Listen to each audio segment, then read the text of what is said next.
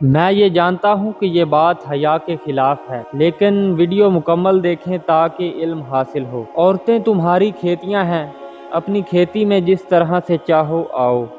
اس آیت کا شان نزول اس طرح سے ہے کہ یہودیوں نے یہ مشہور کر رکھا تھا کہ اگر عورت کو پیٹھ کے بل لٹا کر صحبت کی جائے تو بچہ بینگا پیدا ہوتا ہے۔ اللہ تعالیٰ نے یہ آیت نازل فرما کر اس کی تردید فرمائی کہ یہود کا یہ گمان باطل ہے، اور فرمایا کہ عورتیں تمہاری کھیتیاں ہیں، تم اپنی کھیتی کے پاس جس طرح چاہو آؤ، یعنی مباشرت کے لیے عورتوں کے پاس آؤ جس طرح چاہو۔ ہر آسن جائز ہے مگر اولاد پیدا ہونے کی جگہ میں ہو۔ بعض لوگوں نے اس کا غلط مطلب سمجھا، وہ کہتے ہیں جہاں سے چاہو عورت کے پاس آؤ، مگر ان کی یہ دلیل بالکل غلط ہے۔ اللہ تعالیٰ نے کھیتی کا لفظ فرما کر وضاحت کر دی کہ جہاں سے پیداوار ہوتی ہے۔ بہرحال غیر فطری عمل بالکل حرام ہے، اس کی اسلام نے بالکل اجازت نہیں دی، اور فرمایا کہ آخرت کے لیے نیک اعمال آگے بھیجو۔